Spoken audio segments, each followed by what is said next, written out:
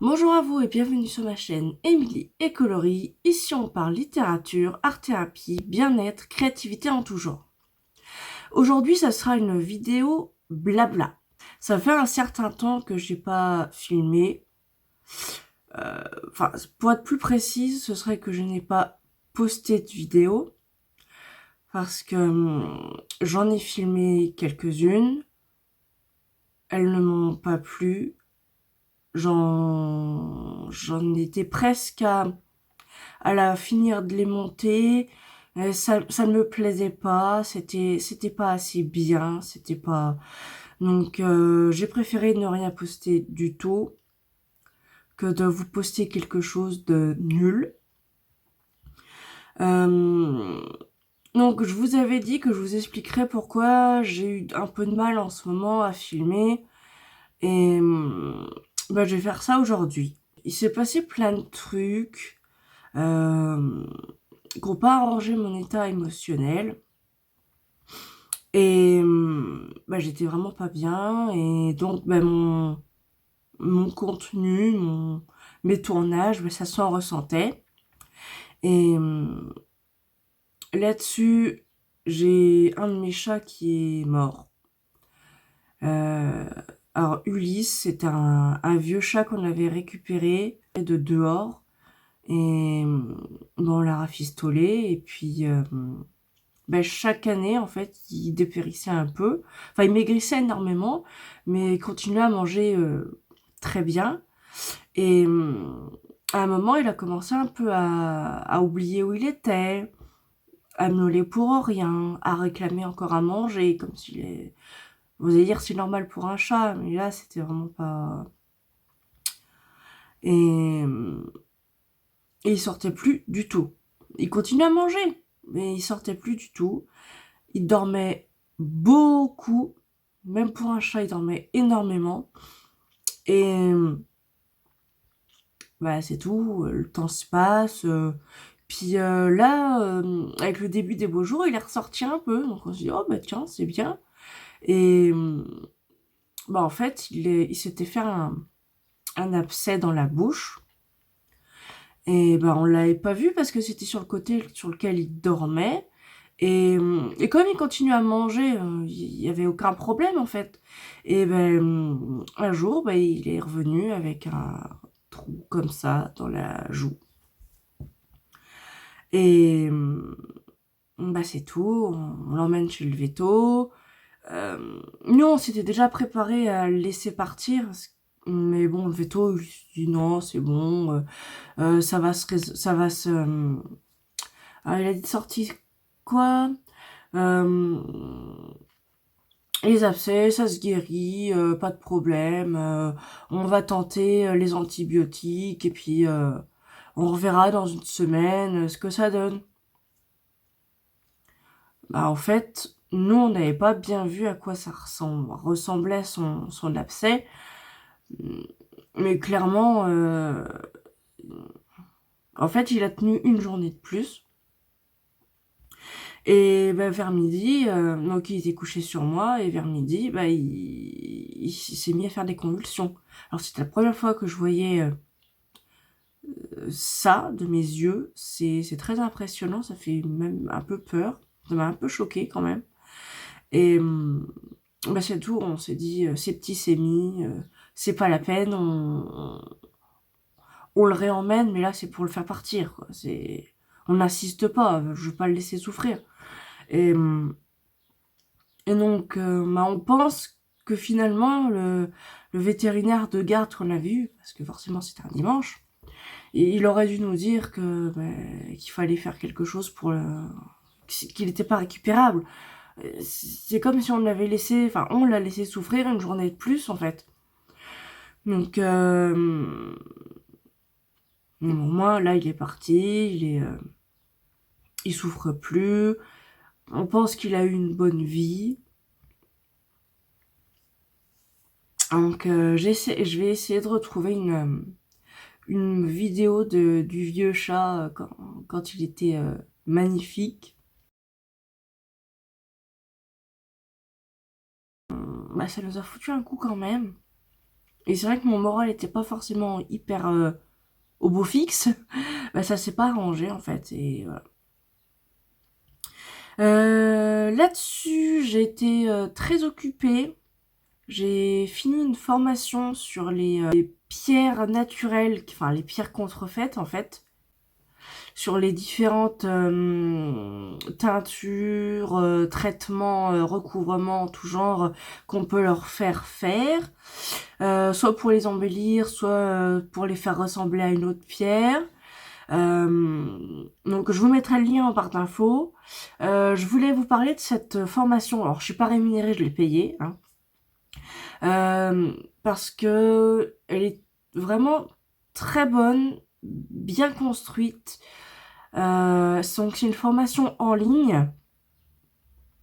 Donc il y a une partie vidéo, une partie texte, il y a des photos, il y a des petits exercices pour pouvoir améliorer, voire tester nos connaissances. J'ai trouvé cette formation sur le site de Lithosophia, donc c'est l'école de la lithosophie. Donc c'est une branche annexe de la lithothérapie, où là les propriétés ne sont pas normées. Chaque personne réagit aux pierres différemment, et différemment au cours de sa vie. Et l'idée, c'est vraiment de comprendre ce que veulent nous raconter les pierres pour améliorer notre quotidien, pour gérer une problématique. Donc, soit on est accompagné par un lithosophe certifié, soit on peut faire le travail soi-même. Dans tous les cas, c'est nous qui travaillons, c'est pas les pierres qui font le taf, c'est vraiment du travail d'introspection, par la méditation, par d'autres outils, et je trouve ça vraiment super intéressant. Moi j'ai été beaucoup embêtée avec la lithothérapie parce que je trouvais que ça avait ses limites, qu'il y avait un problème. Donc là on n'est vraiment pas dans on va vous vendre une pierre pour guérir le cancer, pour gérer le mal de dos. C'est vraiment un travail de développement personnel pour gérer une problématique, je sais pas moi, de stress, d'angoisse, pour s'aider à trouver une nouvelle voie, à gérer un burn-out. Vraiment, c'est un accompagnement. C'est pas c'est pas un miracle. C'est vraiment pour s'aider à trouver nos propres solutions. Et je trouve ça super cool comme approche. Et donc j'ai déjà fait plusieurs formations, que ça soit sur ce site ou dans d'autres. J'ai fait des formations en ligne sur l'art-thérapie, la relaxation, sur le make-up aussi. J'ai vraiment fait énormément de choses et je voulais vous parler de cette formation en particulier. Donc sur comment reconnaître des pierres contrefaites, des pierres teintées, les recouvrements, apprendre un peu les processus pour les obtenir, parce que je trouve ça vraiment très intéressant, qu'on aime les pierres juste pour les collectionner, pour en faire son métier, soit pour les vendre en bijouterie ou en décoration d'intérieur, ou pour travailler avec. Même si on n'adhère pas à la lithosophie et qu'on est lithothérapeute, ou dans tous les cas, je pense qu'il faut se former pour savoir ce qu'on achète et ce qu'on vend. Et j'ai l'impression que dans ce métier, c'est un peu la pâte aux jouards et tout le monde vous vend n'importe quoi, et je suis même pas sûre que les vendeurs soient sachent ce qu'ils vendent en fait. Et donc cette formation coûte 250 € et franchement c'est... Alors au début j'étais un peu frileuse parce que c'est quand même un coût, mais je regrette pas du tout parce qu'elle est très bien faite. Et donc elle est accessible à vie, vous pouvez y retourner quand vous voulez, vous pouvez regarder les exercices autant de fois que vous voulez, les exercices, les pierres, vous pouvez vraiment faire tout autant que vous voulez. Et quand il y aura des nouvelles pierres sur le marché, des nouvelles choses, des nouvelles vidéos seront remises en ligne, recomplétées. Et ça c'est assez cool parce que donc c'est une formation qui pourra être toujours en constante évolution par rapport au nouveau marché des pierres. Et ça c'est génial. Et donc on sera prévenu en newsletter si quand il y aura des nouvelles comment dire ça, des nouvelles index, des nouvelles choses. Et je trouve ça très intéressant, super cool. C'est vrai que j'avais déjà vu surtout un bouquin qui parlait du sujet. Alors je l'ai pas ouvert, donc je peux pas vous dire si son contenu était bien ou pas. En tout cas, là vraiment, c'est bien manipulé, donc avec la lumière, et c'est très intéressant. Et donc je vous la conseille parce que moi je l'ai adoré. J'ai pris beaucoup de temps avec ça. J'ai pris aussi beaucoup de temps pour moi parce que avec je travaille plus en ce moment et j'ai beaucoup de mal à retrouver du travail. Et c'est vrai qu'avec mon fils, je le garde tout le temps. Et mon conjoint en ce moment il est malade, donc il est toujours à la maison aussi. Et j'ai besoin de prendre beaucoup de temps pour moi en ce moment, donc je me lève beaucoup plus tôt pour pouvoir avoir un peu de calme. Et je me suis lancée récemment dans 2 activités sportives, donc qui me correspondent, en tout cas pour l'instant. Donc je vous en parlerai peut-être un peu plus tard. Je vous ferai des retours dessus. D'ailleurs je peux le faire maintenant. J'ai trouvé une chaîne YouTube d'un professeur de Tai Chi, de Tai Chi Chuan, de l'école Yang. Et j'aime beaucoup sa démarche, sa pédagogie. Et c'est vrai que j'ai beaucoup accroché. Donc je vais vous mettre le lien en barre d'infos aussi de sa chaîne YouTube.